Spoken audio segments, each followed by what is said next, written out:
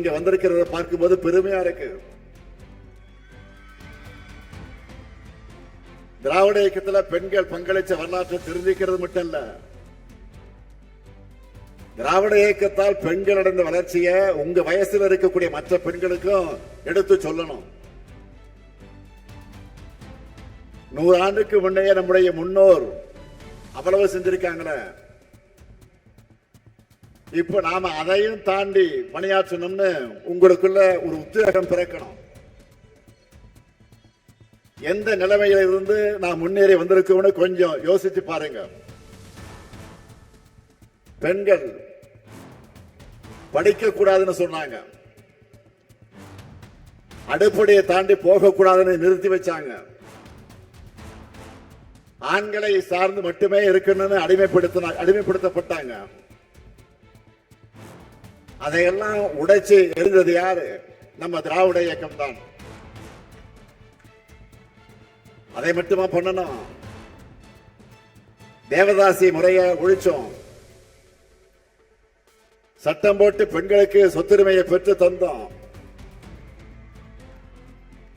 பெண் ஏன் அடிமையானால்னு கேள்வி கேட்டு பெண்களின் கல்வி உரிமை சம உரிமைக்கு நாம் போராடி இருக்கிறோம்.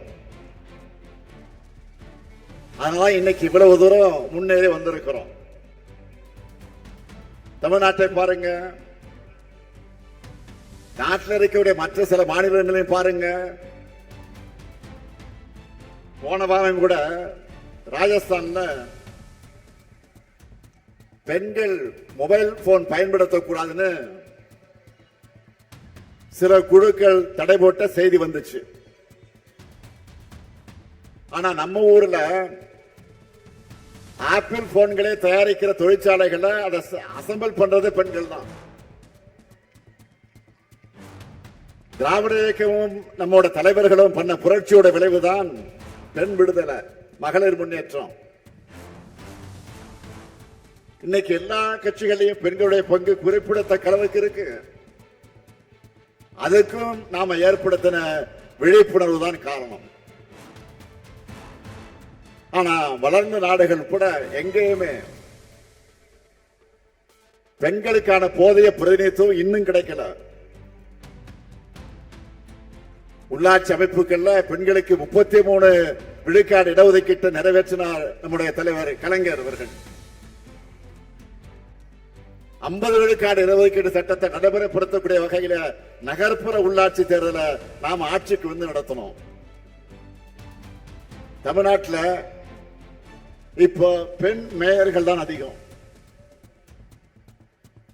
உள்ளாட்சியில் உங்களுக்கு கிடைச்சிருக்கக்கூடிய அதிகாரம் நாடாளுமன்றத்திலும் சட்டமன்றத்திலும் கிடைக்கணும். அதுதான் திமுகவுடைய லட்சியம். அதுக்காகத்தான் 33 விழுக்காட்டுக்காக தொடர்ந்து போராடுகிறோம். 2017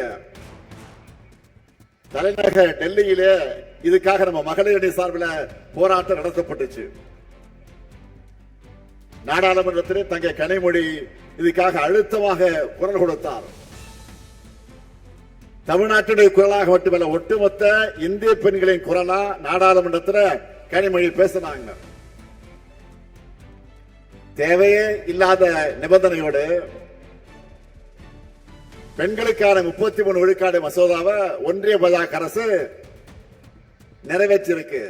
தேவையா இல்லாத நிபந்தனையோடு நிறைவேற்றிருக்கு.